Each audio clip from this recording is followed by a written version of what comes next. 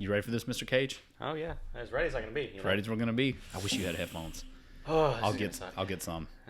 You nervous? And then when I come back, You come back as an honorary guest.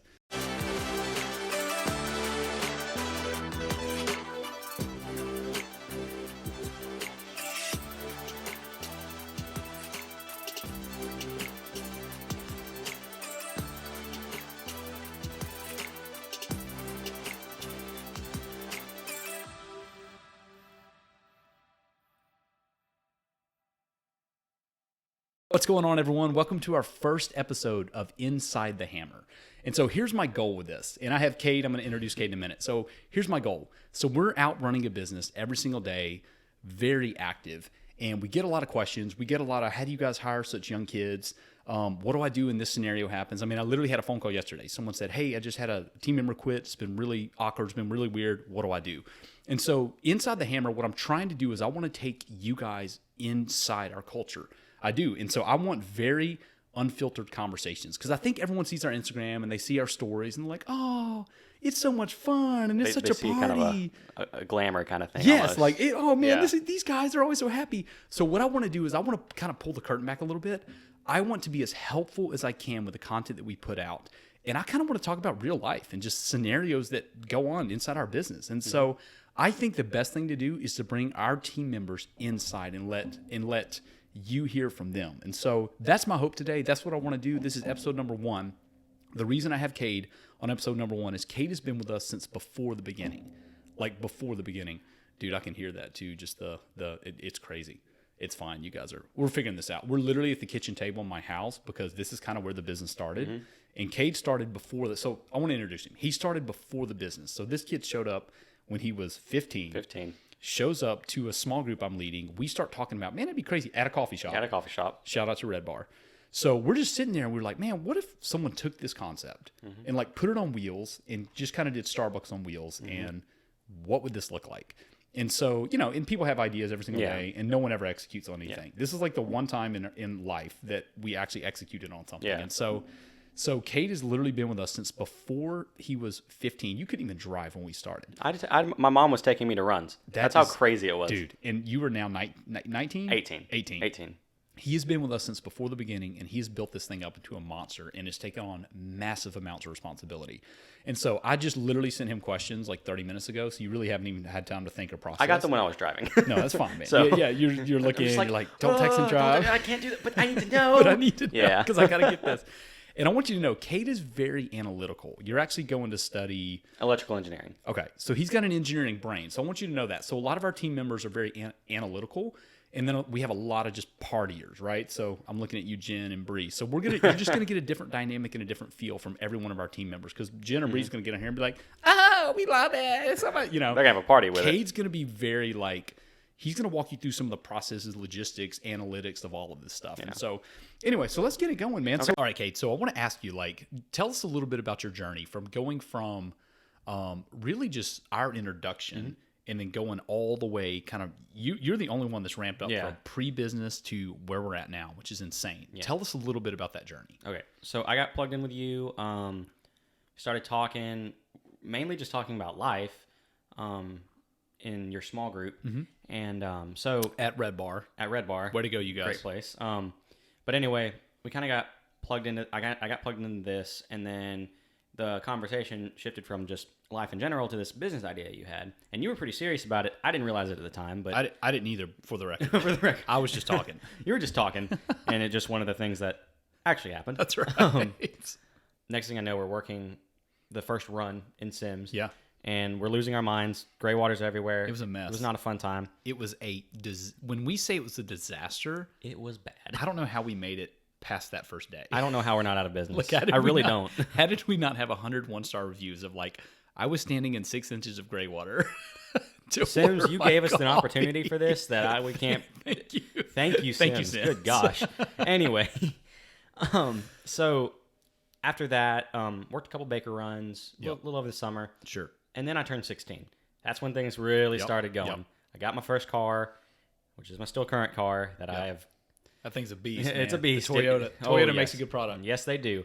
But so I started doing ice, started taking on these responsibilities, logistics, shipments. And just to stop you there, like if you're watching for business information or you're just kind of checking it out or whatever, there's a lot of logistics that go on behind any business, any small business. When you see a little bakery or you see a little, someone making crafts or whatever, like there is a unbelievable amount of logistics that go on behind any business. And so what Cade means is when he's saying ice or water or whatever, or shipments that come in, there's so many logistics behind what we do that no one ever sees. I mean, they just show up and they're like, oh, this is such a cute concept. Like, let's get a cup of coffee, which is great. But on the back end, man, the logistics are insane.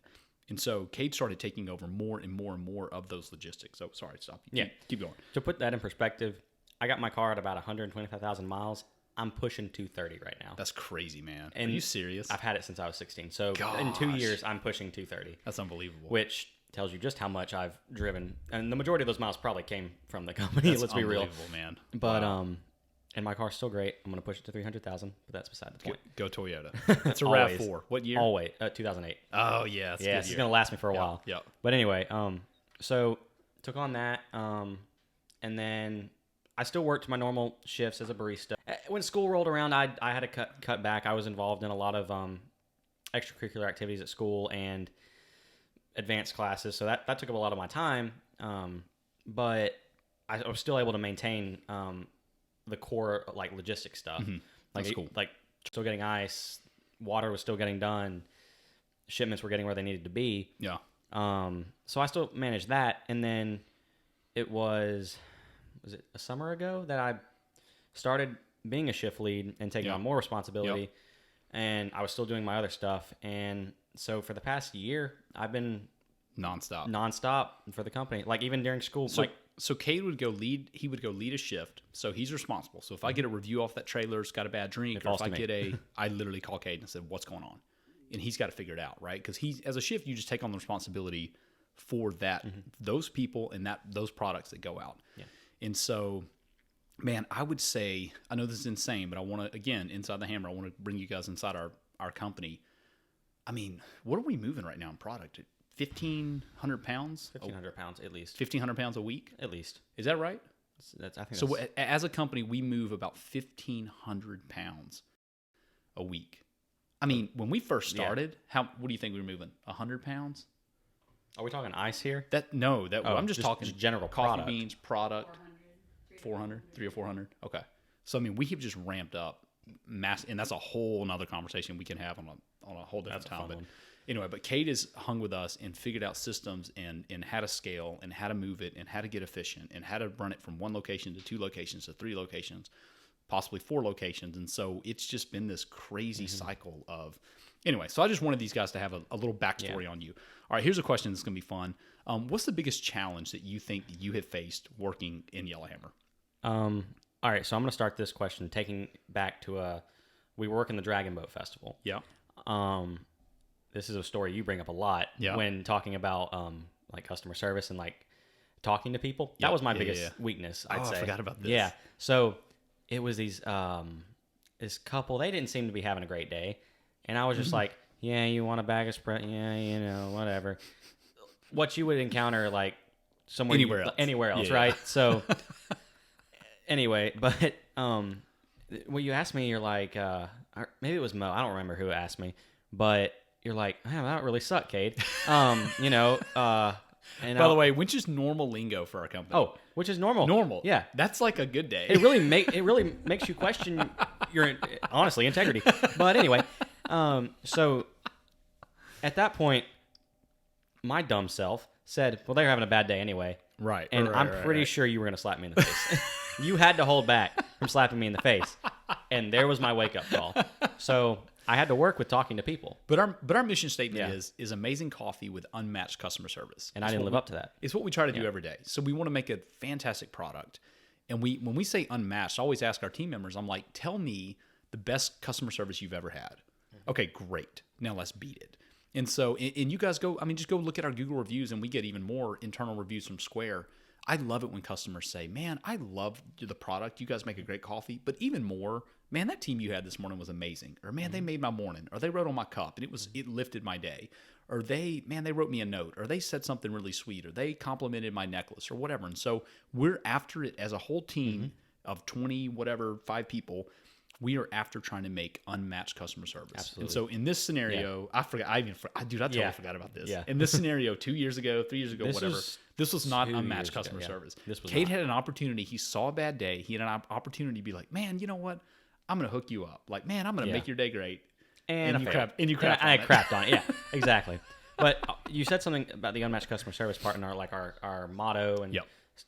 we have that printed one place, and that's at Dolphin. Yeah. We do have it printed there, right? If I'm Yeah, not crazy. dude, yeah. It's No, we do. printed in We one do. place, but I see reviews constantly, almost verbatim of what we stand crazy. by, Yeah. and it's not posted anywhere else. It's crazy. Like, yeah. it's crazy to me that happens. Yeah, you're right, man. Yeah. I like the reviews when I read them. I'm like, we're a company that actually does what we say we're going to do. Exactly. You know what I mean? And you remember the meeting when we looked at a bunch yeah. of mission statements and it was like a joke. That was fun guessing those. Yeah, just Google some really famous companies that you know. Like, just Google Walmart's mission statement or, Google, what was another one? Sony's mission statement. Just Google the mission statements and ask yourself, is this company really doing what they... Yeah. It'll be very entertaining for you.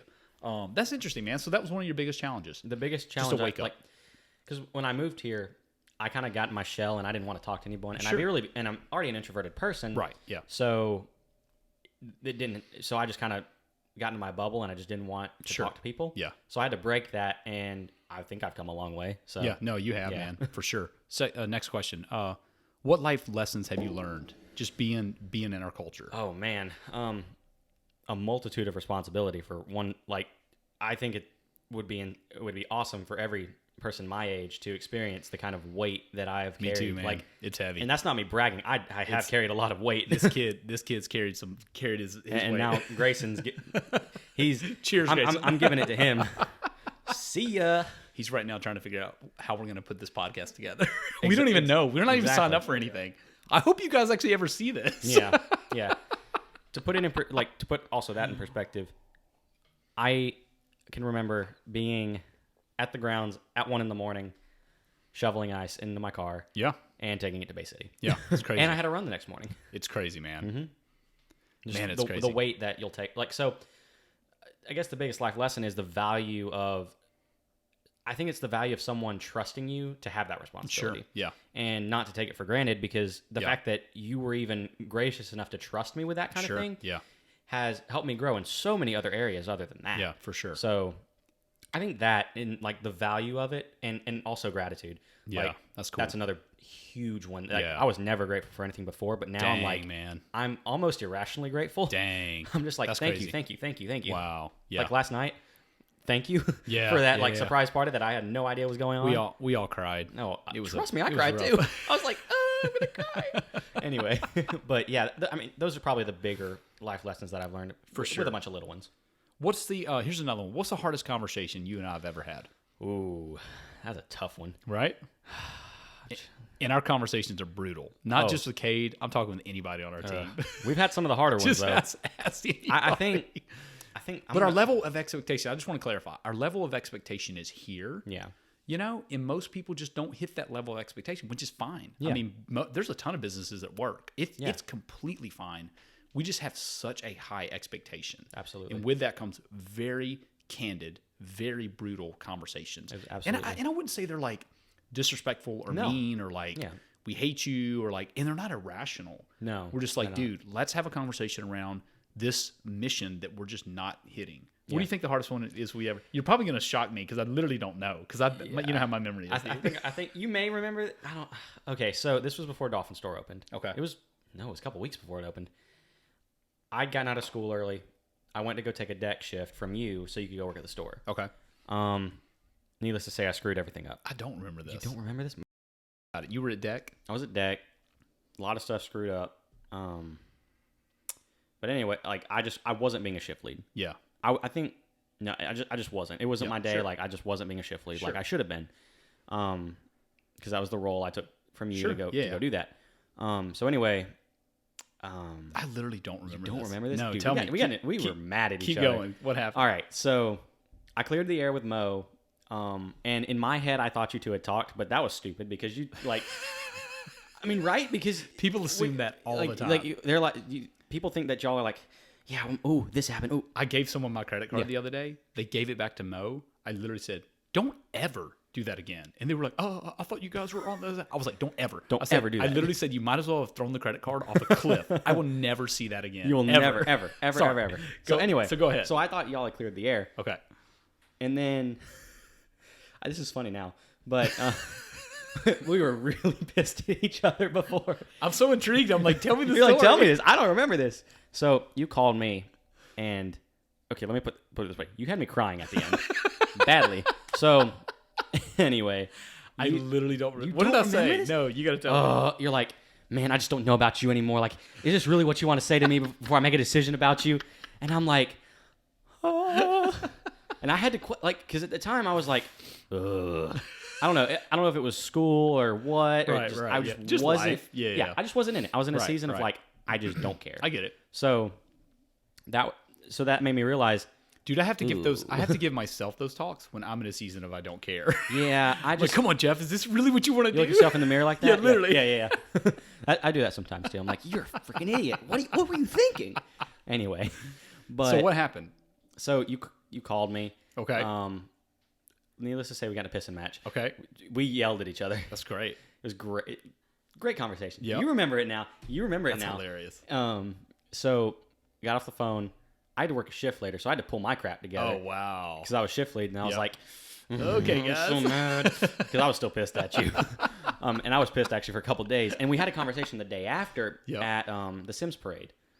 I do remember You this remember now. Because now I remember the Sims Yeah. Parade Yep. conversation. Yes. Yes. Oh, man, that was brutal, That was dude. brutal. Oh, We were at it. That may be the hardest conversation I've had in this Yeah. company. Mhm. Dude. It's funny, I don't remember the conversation. I just remember the day after. Do you remember the day after the Revisiting the conversation. Oh, man. Because we hadn't made it right. Yeah, dude. And you're at right. that point, you're we right. made it right. Yeah, that's cool. And that's important. Like, Yeah. like literally, I think a lesson for this is I think a lot of managers, bosses, leaders, CEOs, or whatever, I think they're very quick to judge a Cade or judge a Grayson or judge a team member or judge whatever. Like, I think they're very, very quick to just kind of like, and they don't care. Yeah. They just don't care. I don't care if you're pissed. I Yeah. don't care if you quit. I don't care if whatever. I just think we're a little different in our DNA and just our culture and just kind of how we run things. Like, I do care. That's why I had the conversation. I'm like, I don't want something that's awful. It's all coming back to me now. I Yeah. literally forgot this ever Yeah. happened, dude. It's all coming back. And I remember we like reset it. I Yeah. was like, hey, this is what I meant. I knew I was pissed. I didn't say it right. And you were like, this is Yeah. what I meant. We were I both was pissed at each other. We said things we didn't literally. mean. And we're like, okay, And- we're going to reset. It's going to be a good day. Yeah. We got this. And I think it's important, man. Communication is important. Yeah. And not writing people off is important. And making sure that you get your points across is super. Dude, I'm really glad you brought that up. I literally had forgot until you said the next day. And then you're like, because now I remember. that's what that was. I remember the Sims Parade. That was the hardest conversation. So we've had. all of you guys that showed up to the Sims Parade, this is when I love doing this inside the Hammer. Yeah. All of you guys that showed up to the Sims Parade that year, and you see all these smiling faces, and we're delivering unmatched customer service. I mean, we had just had it out. We just the day before, like we look all happy together. We had just wanted to kill each other before that. but we got it right, and we served coffee, and, everybody was happy. And we're cool, right? Dude, that's And you I'm cried last night over I'm so me. glad. it's Right, literally could not stop crying. I cried right in your note too. Did you read my note? Yes. I couldn't read my note There's because a my tear handwriting. mark. There probably in my is, book. dude. I was literally like, Mo walked in. I was writing it, and she's like, "You okay?" I was like, "No, Nope. I'm writing." I was like, "I'm writing Kay's note. I've got a story to tell later." Dude, that's funny. Okay, here's another question for you. I love these questions, man. All right, you've been here since the beginning.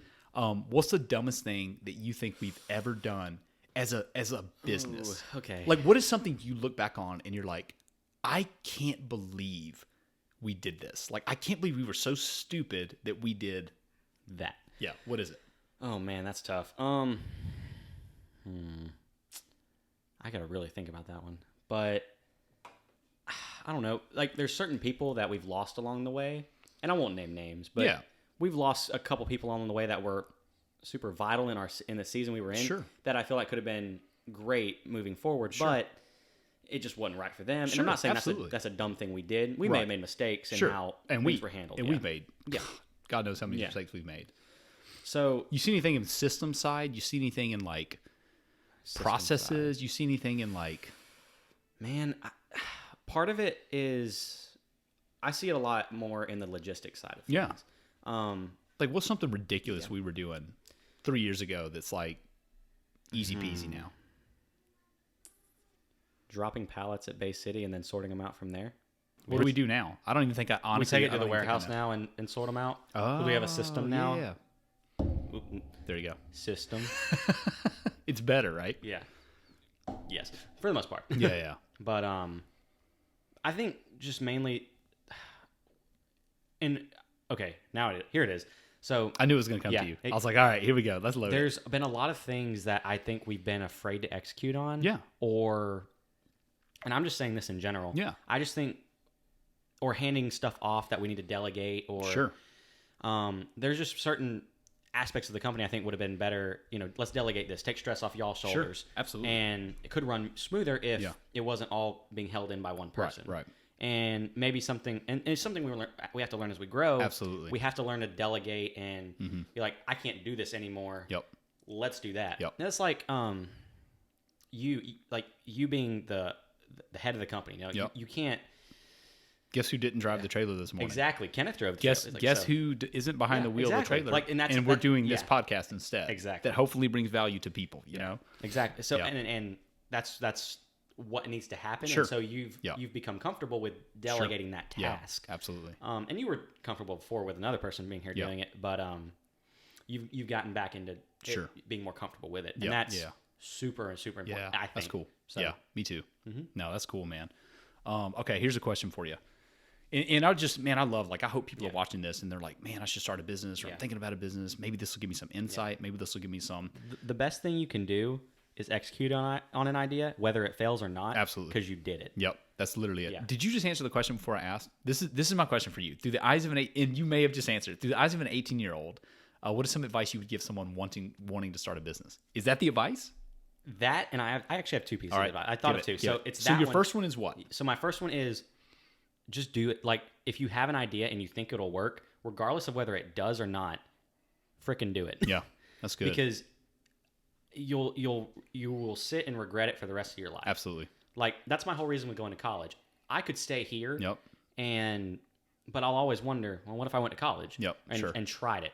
So if I don't give it a try, and I could fail or I could succeed. Absolutely. I hope I succeed, but I won't know until I try. So the biggest thing is, it's a double-edged sword, isn't it? please try. Here's a double-edged sword. The other side of that is you're going to go to college and you're going to watch this business continue to grow, and then you're going to be like, if I hadn't have left. So, it's like, it is tough, man. It's the decisions you have to make. So at the end of the day, you have to ask yourself, what is the decision I will regret not doing? Yeah.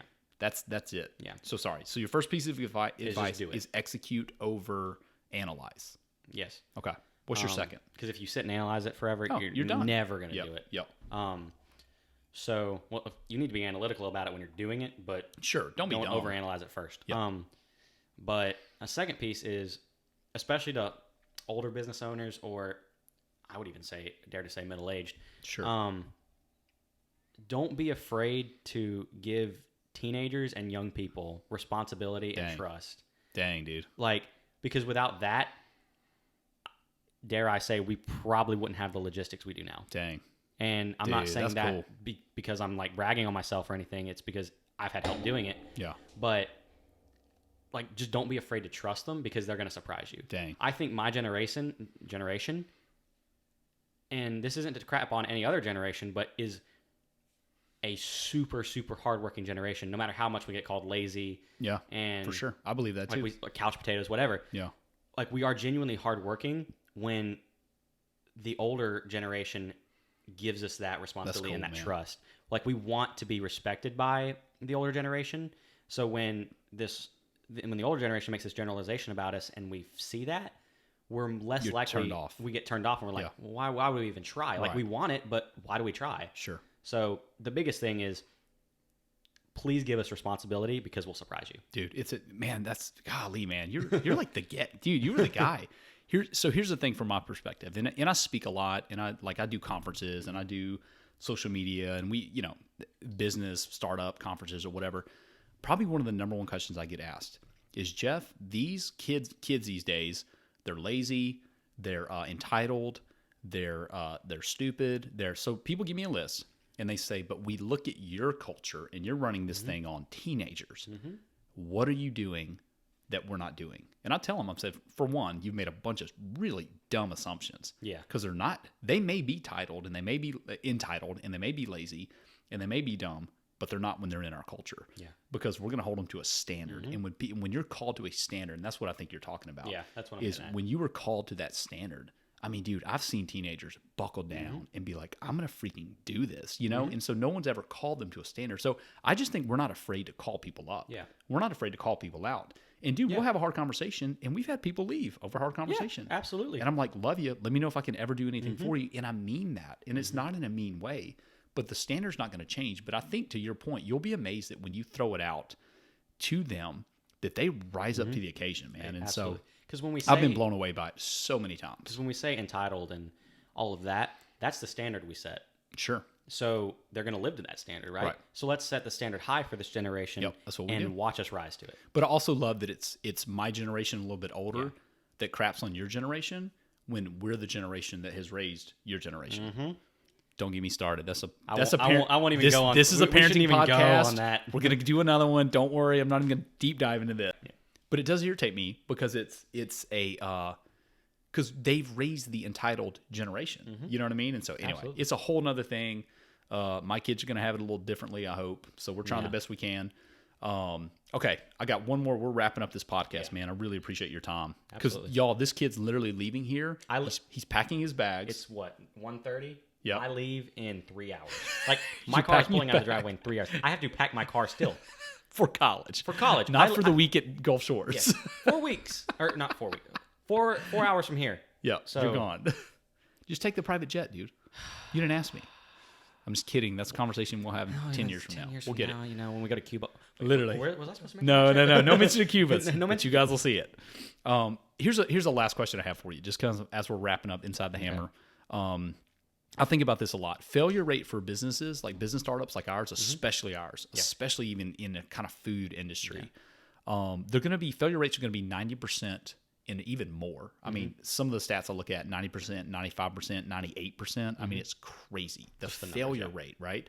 And I'm never arrogant enough to think that we can't fail. Because I mean, we could be fail at a tomorrow. business. Yeah, we could be at a business this week and we're done. So I'm never the guy that's like, we're so successful, ever. You'll never hear that from me. I don't care if we have 150 stores in the Southeast. Like, I'll never say that. Like, I'm just the humility of, man, we could always fail. But I want to ask you, so failure rate is so high for startups.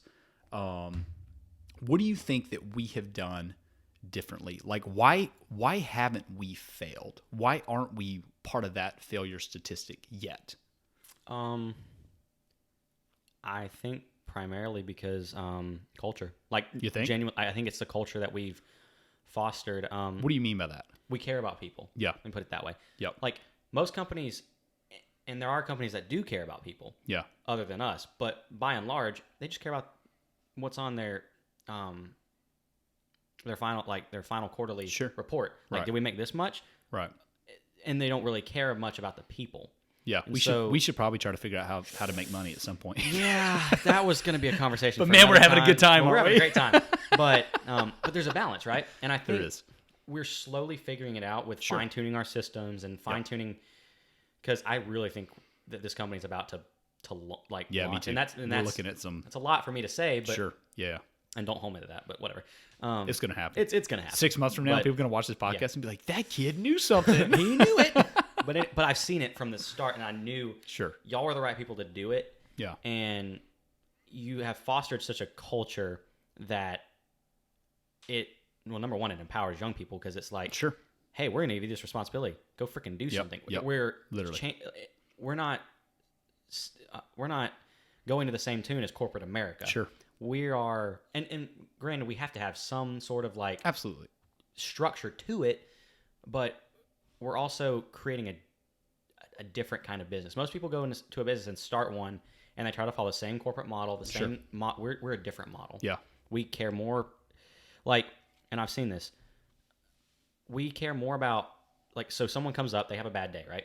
We care more about making their day and making them feel better, than about we're going to lose $4 on this coffee if we sell it or if we don't give it to them. Yep. So it's like I would rather And I think the company we would rather make someone's day Yep. and put a smile on their face Yep. than we would about $4 we're going to lose on a coffee. Absolutely. And I think that's where we're different. Interesting. People would be, And people, I think people feel that Yeah. too. Like I think people feel that, like we just did a day for Aubrey last week, and I think people Like, came so out. selfless, We broke yeah. records. I mean, it was nuts, dude. The lines that people kept texting me. I'm like, gosh, I mean, I was on Bay City, and in 5 hours Dude. we had killed it. it was crazy. Like, But people kept texting me, pictures. But I think they felt the genuineness of the day. Like we weren't out to hype it up. Exactly. We weren't out to it was about this family that we have built a relationship with, kind of like not public. You know what I mean? And so, and for me, it was really heartfelt. I mean, this may seem stupid to a lot of people, but I distinctly remember we were at Allentown Elementary.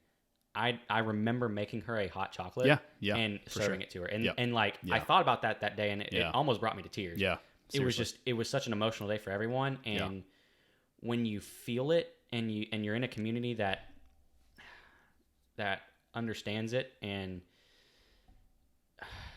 you just have to be good people, Yeah. right? So I think our team was genuine about for sure. how happy we were to do it and everything we were doing, and that's where we're different. Yeah. Most people would have been like, "Hey, welcome to Yellowhammer. Oh, by the way, this is happening." No, Yeah, we're always energetic, and Yeah. we're always happy to serve Sure. coffee, regardless of whether we're doing it for Aubrey or just day to day. Right. But that day we were especially like On point. on point. Yeah. Like there was the energy was so live that I can't think of like a major mistake that was made. Yeah. Wow. Like really. That's crazy, man. So you think it literally does come down to our culture I think it really does. and kind of how we treat people, Mm-hmm. what we do. And I know that sounds counterintuitive. Like if you're listening, you're like, wow, this culture sounds like a culture of fear. And Jeff and Cade fight with each other for an hour on the phone. Like I know it seems that way, but I think the layer under that is a layer of truly caring, truly trusting, truly getting to the bottom of things, figuring it out. That way we can move forward in a healthy way. Because what we don't do is we don't put Band-Aids on things. Exactly. The only reason we can have those tough conversations is because we trust each other. Right. Yep. It's true. Lencioni, you're a man. It sounds like a book. It sounds like a book I'm reading. But anyway, trust is integral to it. Sure. Yeah. So, we've also built that trust in the company. Absolutely. And people trust us. Yep. So, I don't know. It's just, I just think our culture has really propelled us to places that we would never have gone otherwise. Wow. If we kept and I'm going to say it, if we kept a Starbucks model, Sure. we'd be gone in a year or so. Yeah, for sure. Really, we would be. Or we'd be stuck in Mobile, never moving. And really what you mean by Starbucks is like, because I don't want to blast them, but you just mean a very typical corporate America-run business culture. I'm just putting that there because it's a multi-national company. So just as a billion-dollar company. Yeah, for sure. Yeah. That's cool, man. Any last words before you hang up the horn and head to college? Oh, this is sad. You might bring me to tears, bro. Dude, if he cries on this, it's gonna be the best day ever. I don't know if I'm gonna cry, but come work for us. I'm just kidding. Yeah, right. Yeah, literally. please. Someone needs to take my spot. That's right. Can you hold it together, Grace? Look, we both looked at. We both went. Can you hold it together? But don't. So I guess biggest points. Don't be afraid to do something. Like if you really want to do it, and don't take that the wrong way, please. No, it's cool. Yeah. But just, and I would especially say this to young people. Don't always take that responsibility and always be looking for it, because that's how we're going to make change. Yeah. Right? For sure. So I never really got into it because I wanted to make that change. Yeah. But I've started to realize because I took that extra step and took the initiative is how I grew as a person. Sure. And I think I'm better for it. Yeah. So That's amazing. Then I have only like this company and everyone I work for and y'all to thank. Yeah. So That's amazing, man. Yeah. Dude, that means a ton. We so appreciate that. All right. Hey, I just want to thank you guys so much for joining us for our first episode of Inside the Hammer. Whatever you see this on, so we're going to try to put it on Spotify, iTunes, YouTube, all of that. Any questions you have or anything you want to ask us or ask Cade, or ask our guests or just process with us, just feel free to hit us up. We'd love to try to help you as much as we can. I hope this is helpful. I think it's helpful. Dude, you've blown me away. Like literally some of the stuff you said, I'm like, dang, man, that's freaking good. So anyway, I just want to bring value to you guys. And I want to do it for two reasons. I want to bring value to you. So the struggles that we have and the things that we're trying to figure out and trying to process, I want to bring value, but I also want to be a very open culture. And I just want to talk about what we do and the struggles we have. And I want to document. So I want to document our journey and document our conversations. And literally, so that's what we're doing. We don't have it all figured out. We're trying to figure it out every single day, but I want to document it. We're going to look back on this podcast in 5 years from now and be like, we were idiots. We were crazy. And that is the point. And so anyway, we're just going to document along the way, try to bring you as much value. Thank you guys again for joining us. And yeah, we hope we'll be dropping episode 2 soon. See you guys. See ya. That's cool. Yeehaw. I feel good about it.